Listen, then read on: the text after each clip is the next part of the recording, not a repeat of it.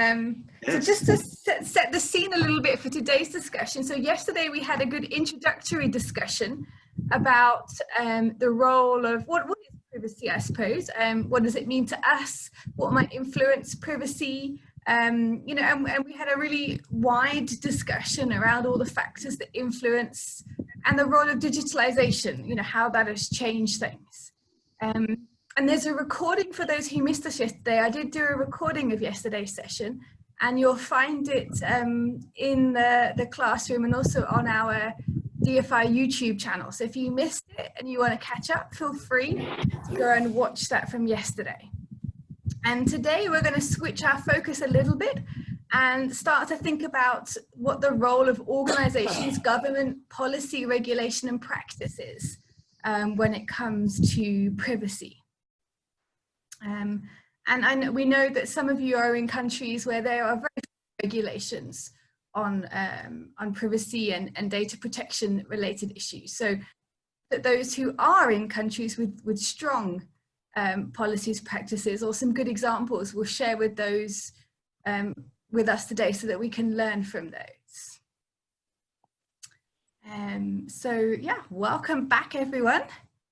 And Ignacio, is there anything that you want to say before we kick off today's discussion? No, let's just kick it off. Excellent. So I may start off with going back to Candice because she promised us some stories yesterday. Candice, are you there?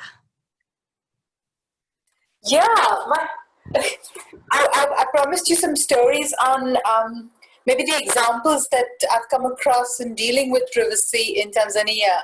So I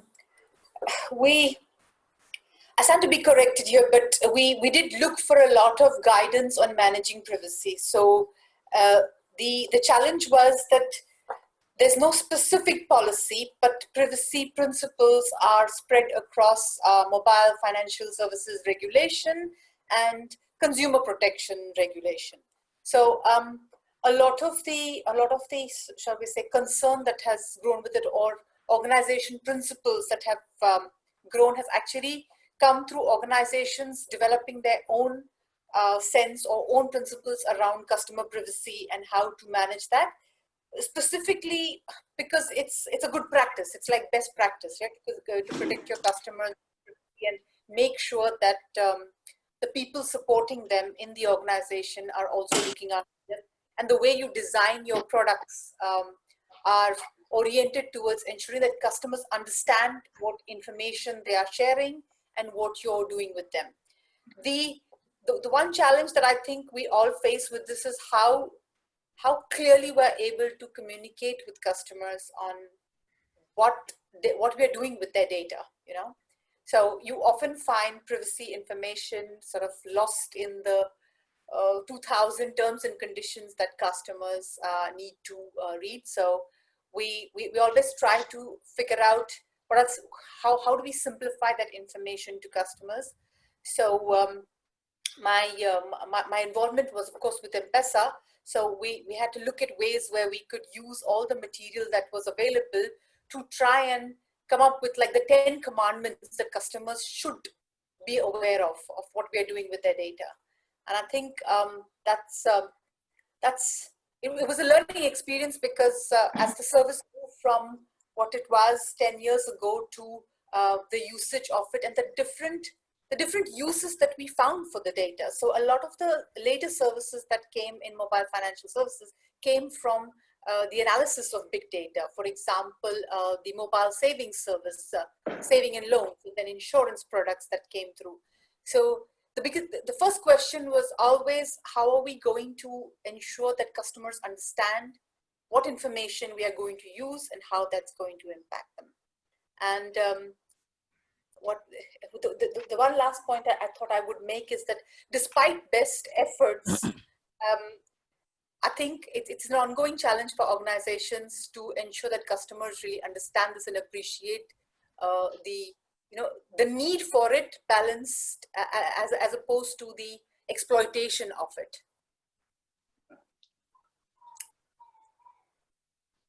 Thank you very much, Candice. Thanks for sharing with us, and it's great to see that that the organizer or the organization had a concern about its customers' privacy, which is always a good start. Some we don't know even if they have that concern, so it's good to hear. Anybody got any questions for Candice or some thoughts on what she said?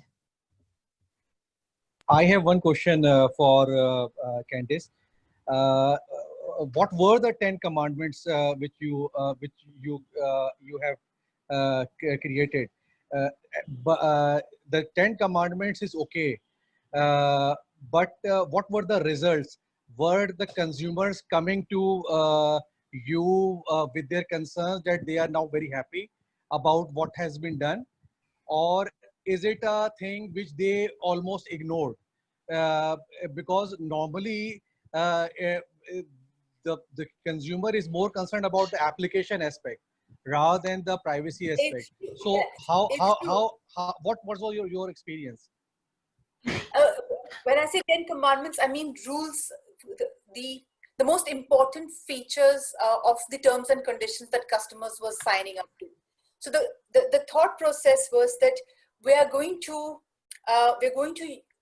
once we register customers, yeah, we are going to be able to offer them the basic services, and there are certain services in which their data is going to be used. So for example, when you send money between two mobile numbers, there is a need for the sender to know who the money is going to. Because if you make a mistake in the number, you could end up sending it to somebody that you don't intend to, and within minutes the money is withdrawn and you've lost your funds. So this was the first, one of the first and most remarkable services that we needed to look at and consider the implications of privacy. Because when we think of enabling the sender to get a confirmation on who the money is actually going to, that is the name of the recipient, what we are essentially doing is we are sharing recipient's first name and last name with the sender, and that is a privacy question. So engagement was done with both the financial regulator as well as the telecom regulator to say that this is a big market need, because customers are having a big problem with sending money to wrong numbers. And I'm talking about the really early days of M-Pesa, yeah, when the service was very much more rudimentary. There was no app, it was USSD based service. So through engagement with the regulators as well as with providing the service to customers, we had to then insert a clause in the terms and conditions to ensure that customers were aware that this is what we are doing with their data. You're 100% right, 99% customers did not have a problem with that, because they understood that they are also senders at one point of time. So when they need to send, they also need to see the recipient's name. So they did not have a problem with that. However, in order to ensure that we are fully transparent with the customer, we had to ensure that in the terms and conditions this was inserted, and we had to find a way of informing. I think at that point of time there were like 3-4 million customers, so not so much, to inform them that this was a new service that we were going to, it's not an opt-in service, it's a mandatory service, you know, because some operators have a condition in which you can opt in, so you can allow your name to be shown or not. But we had to make the decision to ensure that it was not an opt-in. So then that whole trail of communication with customers had to happen to ensure that they understood what was the thought process behind this.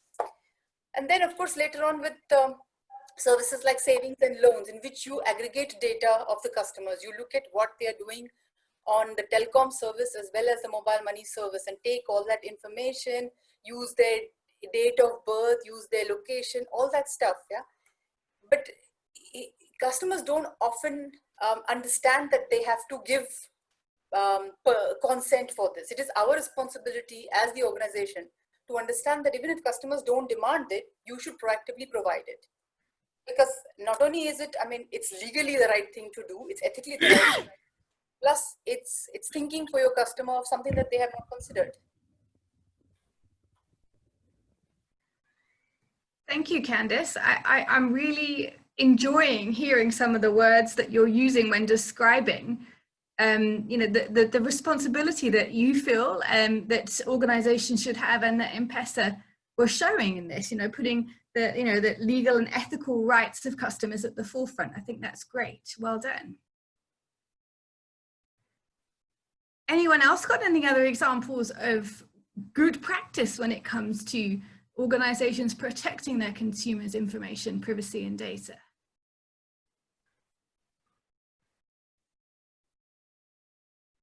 Or bad examples. We can also learn from the bad as well as the good. Sarah, Ammar has his hand up. Shall we hear from him? Sure, we can. Let's go over to Ammar. Ammar in Sudan. Yes, I have a question for Candice, actually. Have they conducted any focus groups? Because I'm interested to see what actually privacy meant to customers of the service. So was that exercise conducted? Yeah, does the organization conduct a focus group on privacy? Yes, I mean, just to the organization hear conducted.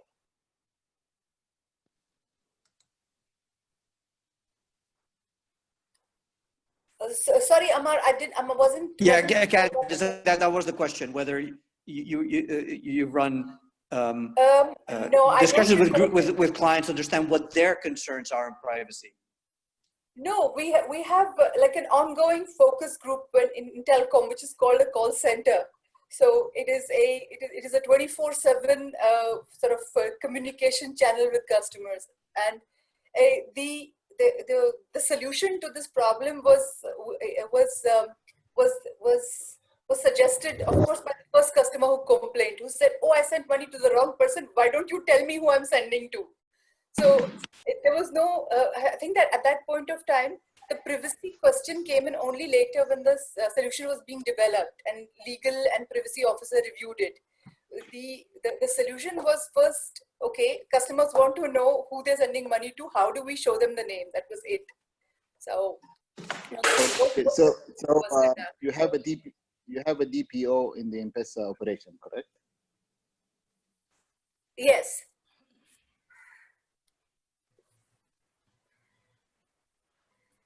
Sorry, Ammar, I can't hear you. You got a thumbs up. I got a thumbs up. Thank you. That's a question well answered. Anyone else got any like examples of good practice or bad practice or absence of practice to share?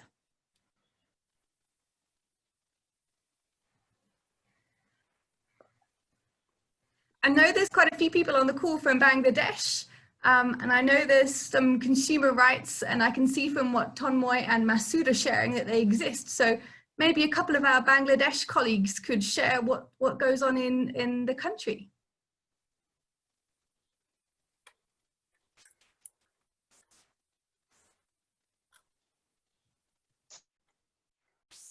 Well, Sarah, I can say that in Sudan, we have no notion of privacy, unfortunately. And that's a big concern in all sectors, not only the banking sector. So that's why I'm actually interested in this 3 days to see the learnings from other countries, especially in Africa. So the one from Tanzania and Kenya are great.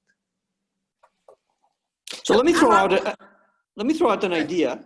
It's just an idea. I don't think it's been done anywhere. I mean, I think Candice is quite right that privacy, to me, it does fit in the category of consumer protection, and which is really in the bucket of unintended consequences. So providers may not focus on it because that was not their intention, but it just so happened, and I have other things to worry about. On the other hand, just consumers asserting their right to privacy, which is a bit what Kevin was suggesting yesterday. I think on an individual basis, it's very difficult to do anything about it, because if I say, okay, I won't touch your service unless you give me this little privilege or may treat me differently from anybody else, I mean, it's not going to work. So you need a little bit of a collective action among consumers to get the producer or the supplier to do certain things. So I just wonder that in addition of having the privacy officer in the organization, should there be a panel of customers chosen on some basis, which is the privacy panel, and they basically act on behalf of all customers. Now, of course, you have to be very careful about how you design that, so that they are taking the interests of of their fellow consumers and are not captured by the provider, but basically empowering a subset of customers to be taking a special role, and whatever they say kind of applies to everybody. How is that? Could that work?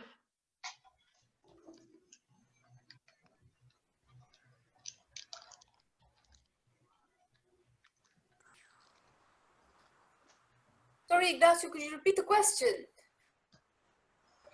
So I'm saying that privacy is very difficult to assert on an individual basis. It kind of works only if it's done on a collective basis. All customers requesting something from the provider, some change. So the question is then, how do you organize the consumers to demand certain things? You can do it by regulation too, but the problem with regulation, with anything that has to do with consumer protection, it tends to be fairly weak. Disclosures, consents, but nothing terribly proactive. So can consumers organize themselves?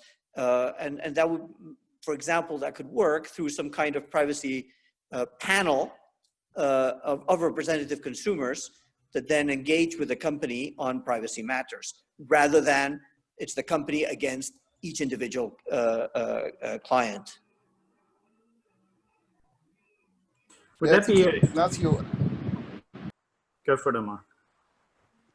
Yeah, I think, sorry, Gavin. I think an interest group will be a good start, and maybe the DFI COPs can actually be a good start in certain countries where there is a collective concern about privacy.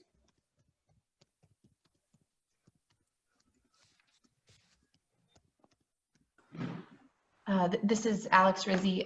Was just thinking about what you were saying, Ignacio, and with a lot of consumer protection regulation being somewhat weak, or and I live right now for a few more weeks in Italy and under the GDPR, and even in that environment where I think there are quite a few data rights that are being given to consumers around, the right to be forgotten, the right to correct your data, the right to port your data.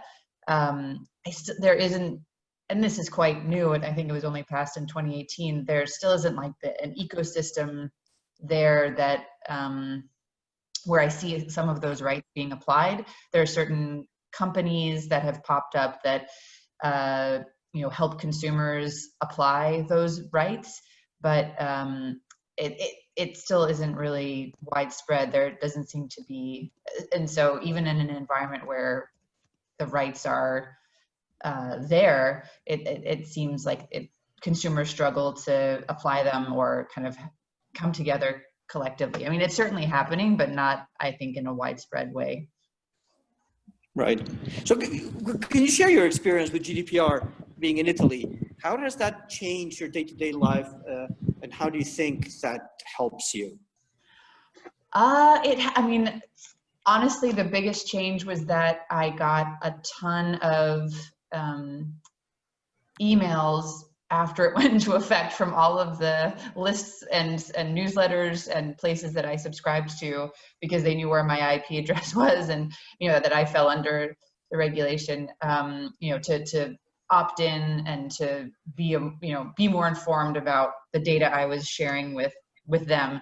I haven't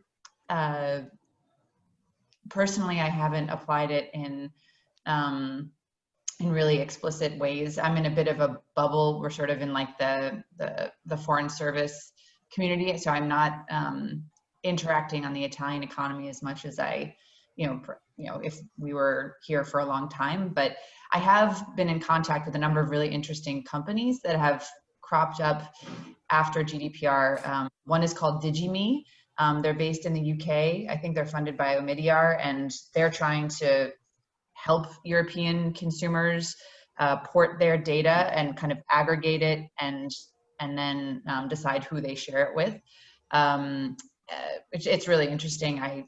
They might be an interesting guest speaker, but to be totally candid, it hasn't, aside from that initial rush of of communication after it was passed, with companies kind of covering their, covering their bases. Yeah, it hasn't impacted me. Right. So I've had the same experience, of course, because I'm based in Spain. I would make a big difference between what you could call outbound versus inbound. And so when a company wants to reach out to me, like for example, send me emails, I think GDPR works really well. Because they can't just be sending me newsletters. They have to get my permission for it. And at the beginning, they needed, everybody who thought had the right to send me newsletters now had to check with me. And all I had to do is ignore that email, and they couldn't. So I think it was great protection against people who want to send me stuff. Where in my personal experience, it doesn't seem to make any difference at all. In fact, it's only make my life harder is when I'm going to the website. So it's me going to a particular website, and then I just have to be clicking all the time to accept terms of conditions, cookies, this, that, and the other. And it's become a big hassle. So when it's me initiating the communication, it's very easy, the provider saying, oh, okay, now, if you want to do what you want to do, you just have to waive everything, waive all your rights or accept everything. And of course you say yes. So that's the distinction that I would make. So I feel more protected against people who I don't want to be contacted by, but I feel no protection for the people that I want to use, for example, on a website, and they make me click on things that, of course, I have no interest in reading about the terms and conditions of privacy, the cookies, and so on. Yeah. Does that match your experience? Yeah, it does, for sure. For sure. Definitely. So who out there is jealous? But if there was any incentive there. Sorry? Ignacio, I want to ask you if there were any incentive of clicking or responding to that email which Alexandra received. Will that change the business model, making the consumer part of the wealth creation? Well, that's a solution that is much talked about in internet circles. It's certainly not part of GDPR. But GDPR is more stick than carrot. So I think what's new about GDPR is the enforcement powers that the authorities have if someone violates the principles.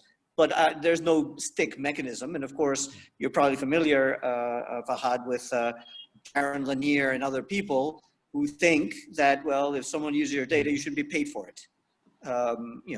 Google gets a little bit more successful, a little bit richer every time we do a Google search, because its AI engine became a little bit better because it has a little bit more data to be learning from. And so a lot of people, Sharon Lanier is a very prominent one, think we should only pay for our data through a system of micropayments. But micropayments have never really worked for anything. So it used to be said that there will also be micropayments by those who want to get better internet service. Like if I really badly want to see a movie and I want to buy priority on the internet for the next hour, why can't I just buy more certainty?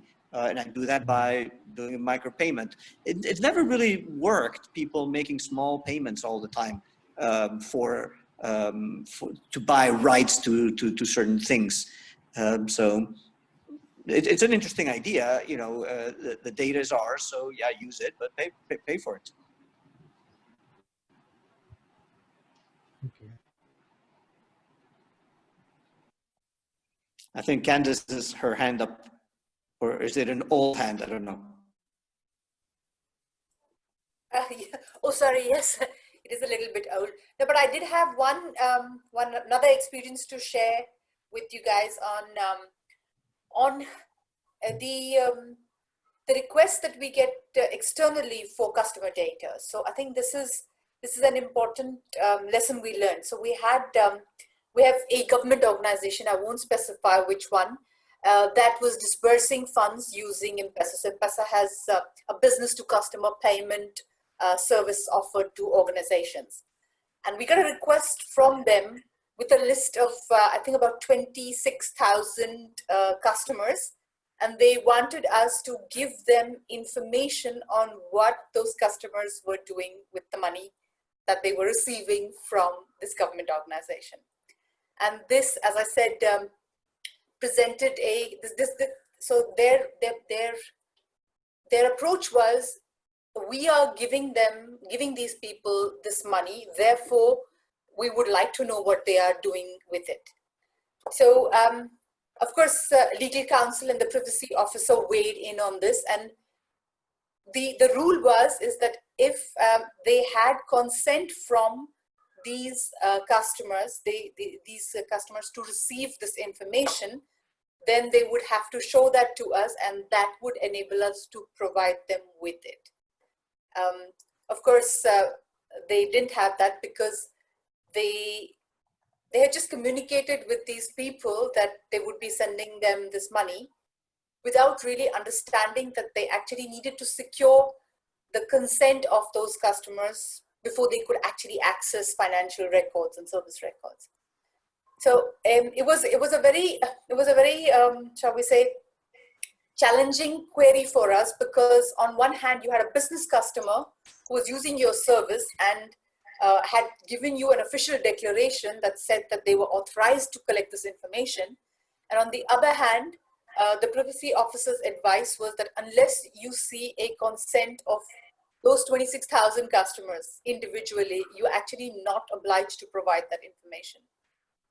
So right. It was a lesson in diplomacy, I would say. Yeah, I mean, consents are hard enough to do on a laptop or on a mobile phone. I mean, how do you phrase consent so that people actually know what it is that they're doing without making it too long?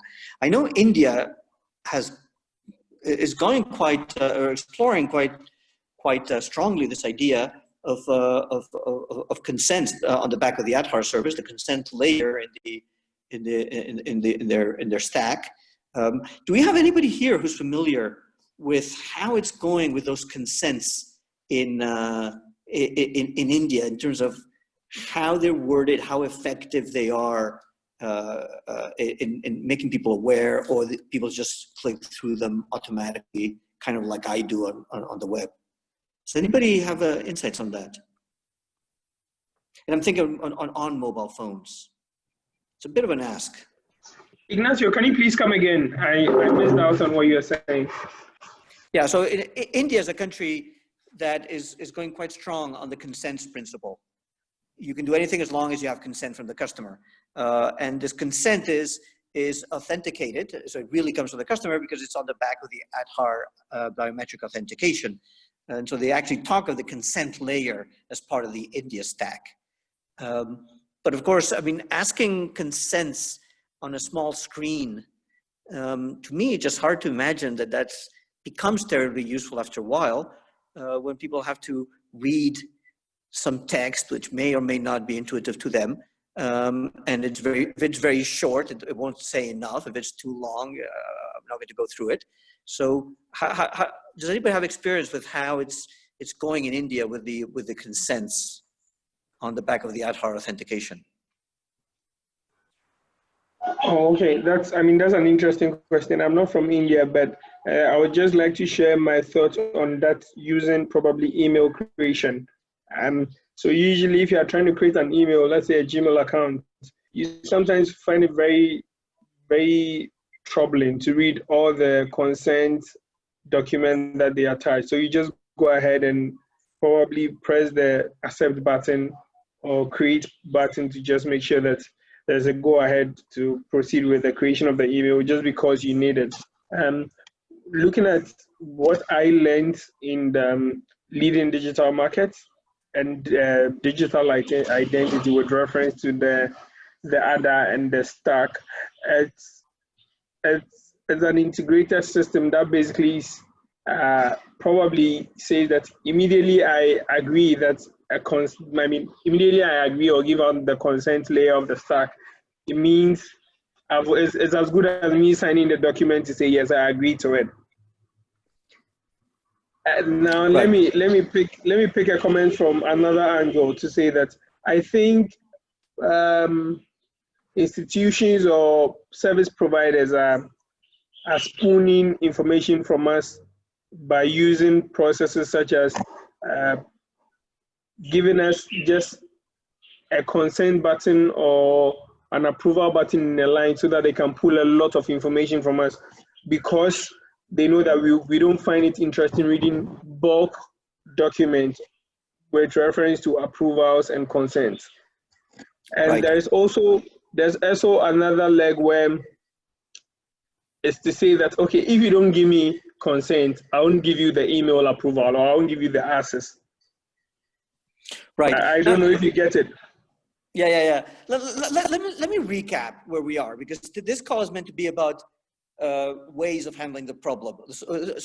Solutions, not more diagnoses, right? So let me just do a list of things that we've discussed so far. One. Okay. Solution one is some kind of automated system, which let's call it is like GDPR, right? So it's just rules. This is the recipe that you provider have to follow in order to not fall afoul of privacy rules. So you need to do these disclosures, you need to ask for these consents and stuff like that. So let's call it the recipe model, the regulatory recipe model. Option two is where the provider takes more of a leading role in defining privacy, and that becomes then potentially a branding differentiation point where you have some mechanism for communicating what your standards are, and people know you for that. Very beautiful theory in theory. In practice, I don't think there's much evidence for that working. But maybe there's a way to actually build a brand on that, but it would be at a very high level. It wouldn't be at a very individual privacy rights level. Option three is, well, let's give the power to consumers.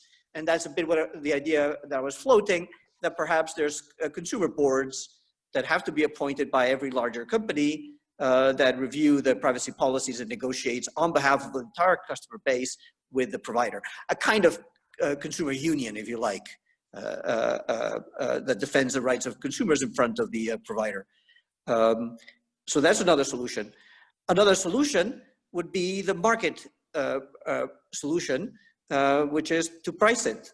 Everything has a price, micropayments, and so on. The other solution, which David touched upon in his video yesterday, and we touched upon in the call yesterday as well, is the idea of external fiduciaries, third-party trusted fiduciaries. So think of it as a rating company, or think of it, if you watch movies, there might be a website that you go to for movie reviews, IMDb or Rotten Tomatoes or whatever it is. And so, or it'd be a bit like Consumer Reports in the US. So basically some third-party agency, not necessarily empowered by regulation, but developing a business model around exposing and making transparent the privacy policies of all the different companies. So presumably I could, instead of clicking, if a provider asks me for my consent, instead of saying yes immediately, I have some profile with this trusted fiduciary, and that trusted fiduciary checks my preferences against that website and acts on my behalf. Now, it could be, obviously, it could not, it could be that I have, this fiduciary has different profiles. From the person who doesn't really care to the person who is most uptight about privacy, and I select what kind of privacy level I'm interested in, and the data fiduciary then enforces it for me. And so they do all the reading of terms of conditions automatically. They do the clicking on consents on my behalf based on two things. First, that I've indicated to them what my preferences on privacy are, and second, that I trust them to do the right thing for me. So that's a trusted fiduciary sort of model that is much talked about in India as well, but to my knowledge doesn't really exist yet. So those are the options that I see. Anybody wants to comment on this last one? But Ignacio, just I wanted to learn a little bit more about the trusted fiduciary. While I am online, and I need to access a particular platform immediately, how the trusted fiduciary will play the role in this way. So imagine, in this case, I mean, this doesn't really my exist. service will be delayed, isn't it? Imagine that this is like an extension on your Chrome browser. And so anytime, in the same way as your browser remembers some passwords from time to time, if you wanted to remember passwords and fills in some fields on forms on your behalf, this extension, anytime there's a consent, would redirect it to the data fiduciary. The data fiduciary would get a request from your browser saying, is it okay if I, browser, click on this, given that Ignacio has trusted you to make decisions on his behalf? So there would be some consent to begin with the data fiduciary, but then I would delegate all of that to a third-party service that doesn't have a commercial interest beyond representing me. I'm not sure how we get paid. The business model is a bit of a question with these things. Is that clear? Yeah, I am clear about the process, but just I am wondering about how they are actually creating their business, the fiduciary does, how they will actually pay to work on your behalf. Yeah, that's a bit the question. Obviously, it could be on a subscription basis, but the problem is how many people would be willing to pay a little bit of money every month to for someone who basically enforces their privacy principles. It's a bit of an open question how successful that would be, but potentially, if we're talking about low income people, I mean, basically that could be a donor funded thing as well, because on the principle that it's setting best practices. You wouldn't need everybody to be using this trusted fiduciary. We just need enough, because if the fiduciary says no to certain websites often enough, then the website will want to change its policies. So it's also a little bit of a forcing mechanism. And from that point of view, there's a public interest in these things existing. So they could potentially be subsidized as well. Thank you. That makes sense. But still, I'm just another thing comes in my mind about the liability. For example, if the trusted fiduciary work on my behalf, and he choose the privacy settings or layers that I haven't instructed. For example, I have instructed level 3 privacy that is very strict privacy policy on my behalf, but he choose 1 or 2 level. There might be some gap. No, In this case, absolutely. If your business is to sell trust and you violate the trust, then the penalties should be very severe. And I'm not saying penalties legally, but in terms of the market should withdraw all confidence. It's a bit like if you're an auditing firm, reputation. And if you're not auditing firm and do some audit fraudulently, you should go out of business, which is essentially what happened to Arthur Andersen in its day. If you sell trust, then you have to abide by it 100%. It's just very difficult to compromise on that one. Thank you. That makes sense.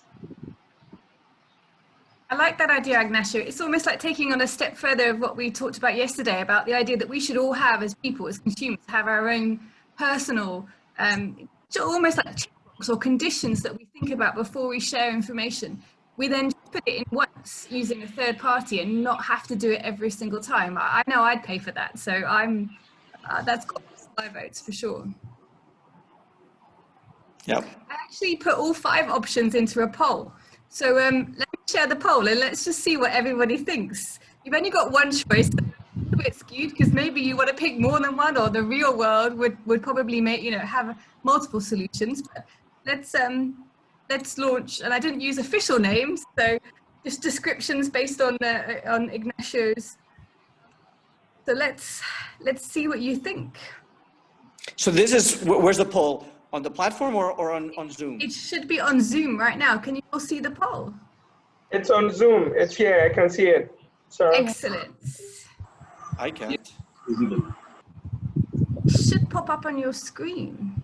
It Yes, does say, yes, I have oh, yes, submitted. yes.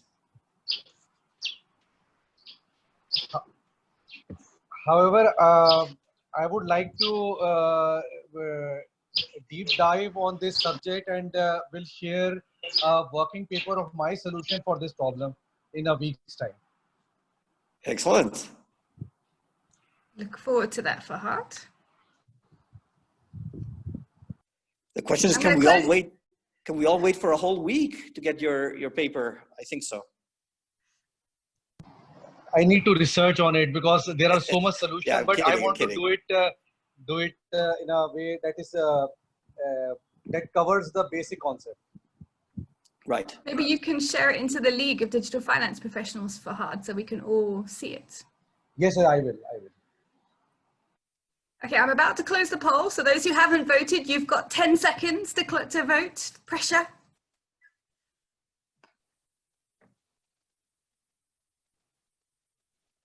Should we count it? Count down 9, 8, 7, 2. Okay, I'm going to end the poll right now. Okay, so here you go. Here's the poll results.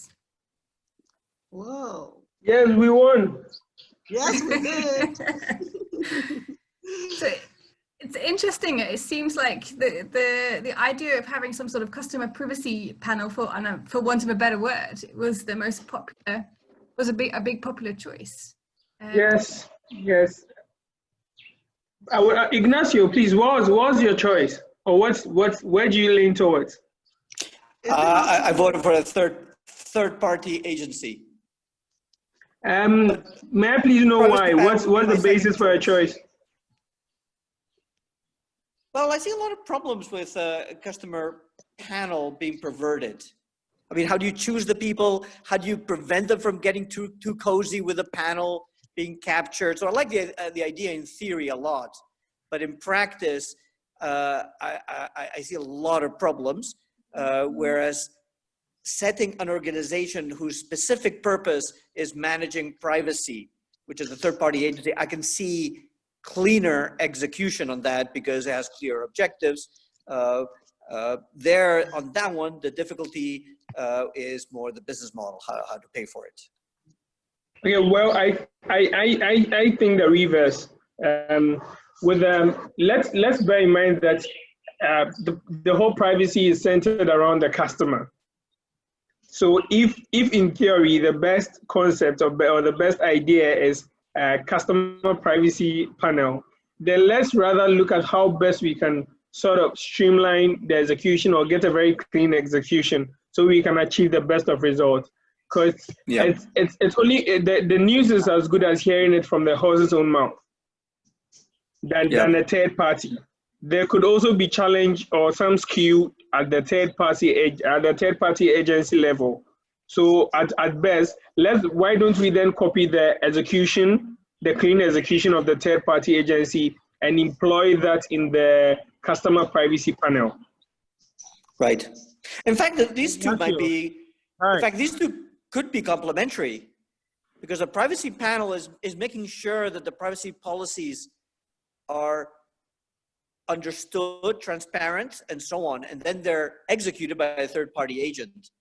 So they could have complementary roles. One is to really expose what's going on in the privacy inside the company, and the other one is to help customers do that in a fairly automatic sort of way. Well, I mean, very exactly that. I can even consider this poll as a valid result, reason that all participants of this poll are either, I mean, they are students of DFI. They have intent of taking DID or, I mean, any of these courses which are interrelated to this conversation. And we are also customers to, for want of a better word, we are probably customers to financial institutions, either a bank or a utility service. And if the majority on this page are saying, you know what, we can best pour out our privacy, security, and compliance issues through a channel or a panel, then I think it's as good as that. Right. I think it's Yeah, really I wish to interesting. add. I initially had in mind to agree with the third party option, but then I thought that perhaps what happens in a scenario where, I mean, a sort of who's watching over the watchman, you know, how sure are you that Exactly. to a very large extent, even the third party isn't quote unquote trading that that data for some benefits. I mean, it could be any type, whether they in turn are using it even internally or for another. Because again, I mean that the small print, you know, sometimes we miss it. And assigning your data to a third party, there could be some clauses in that you miss that says, hey, listen, when the need arises, we can actually share the data with another party that requests for it. So that's where I changed my mind. Well, I mean, there's two versions of it. I hadn't gone as far as you've gone. I was thinking it, when I said it, I was thinking it as a pure consent administrator. Not as the story, not the place where you have your personal information and discloses it automatically, but rather says, nope, yeah, this website, the terms and conditions are fine. There's no problem. Or this one, this is not fine because they say that they want to be free to sell your data to whoever they want, for example. So I wasn't thinking necessarily that it's the party that discloses your information, but rather the one that manages your consents, pure consent. But yes, there's an extension of that model, which starts going more towards the idea of an identity service provider, independent identity service provider, that can prove my identity, can confirm that I'm more older than 18 for some purposes, that has some information about me, that delivers it when it's okay. So it can be just consent, or it can be also administration of my personal data. Yeah, okay, I agree. In terms of administration, yeah, totally. Yeah, and I really wish to add that an integration of the customer based and the third party agency really seems to be a solution, because I'm looking at the environment that we are finding, particularly in Africa, where the literacy levels are quite low, and it really meets both parties halfway, because customers get to feel they have some power, some control in this, and they actually feel considered in a way, and that makes them already motivated, already eager to buy into the whole idea of privacy. And then from the other side of the story, I think it makes it more airtight when you have an independent third party, because it then represents those that are able to understand the whole system. And so I think for me, it suffices to have an integration of the two, and it really makes it more a more realistic approach. Right. Anybody wants to argue why they voted some other options? The biggest challenge with the third party agent, what I feel, is you are, after GDPR, this question has come, that you are facing lots of emails and consents to be taken. Now, a new problem has arisen, and you have a new solution for that. My Right. view is, I selected, and I was the least, I think only, I'm more focused on the business model. So that's why I selected that, because at least in this manner, you are not creating a new bridge, new hop. That's I feel. So I am still not clear about what is the right solution. That's why I need some time, because it is connected to my research paper as well, the human coin. So I think I need to work on it and come up with a practical solution. Especially, I watched the GDPR video today, and it was very well summarized. So what I will do that I will take this poll, take the video of GDPR, and then provide the proposed solution which I feel more applicable in my view, obviously. Fantastic. And perhaps we can do a little webinar session for the DFI community on that if that's appropriate. Yes, sure. For our 1 week anniversary of this of this seminar. Oh, and I know Mark Yama, you also had your hand up. Did you have something to share with us? Something to share? Yes, I do have something to share. Actually, I also did go for the third-party agency for obvious reasons that we all agree on. First of all, I would like to take my own personal privacy very seriously. So, but in doing so, and in working with other friends, I believe they will also take my privacy seriously. But it doesn't always happen that way. So having a third eye who would be a source of security for me and have eyes on things that I do not see and can give me information about how my data is being used or the risks I'm going into on my online activities is something that I think is worth it. So in fact, this is the first time I'm hearing such a very good sort of model.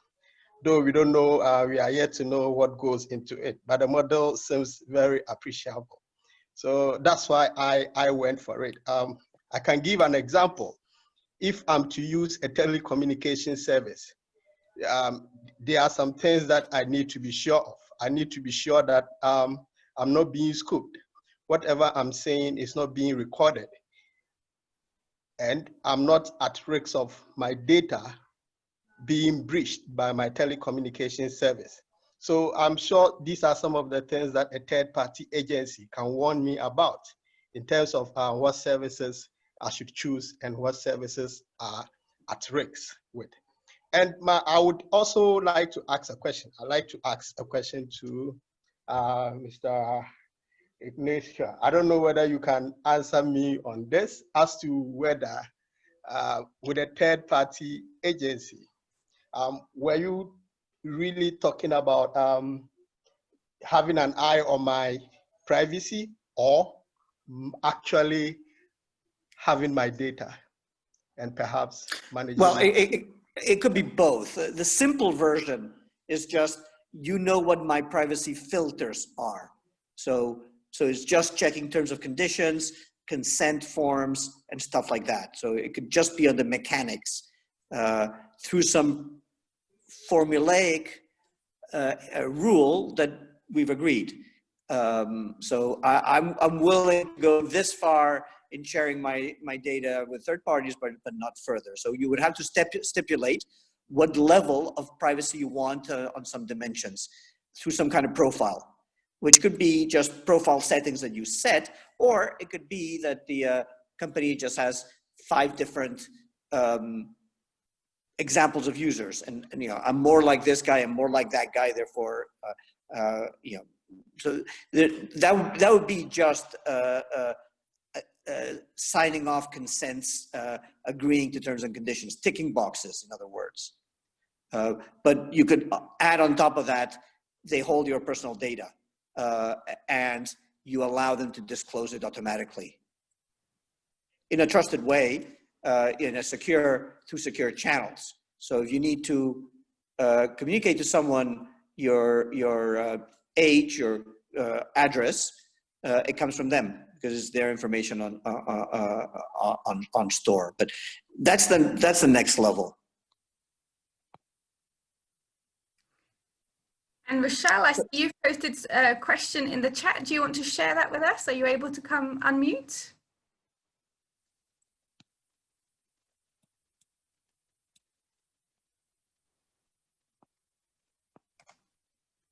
Hi, yeah. I just wanted to know, hi Sarah. Hi.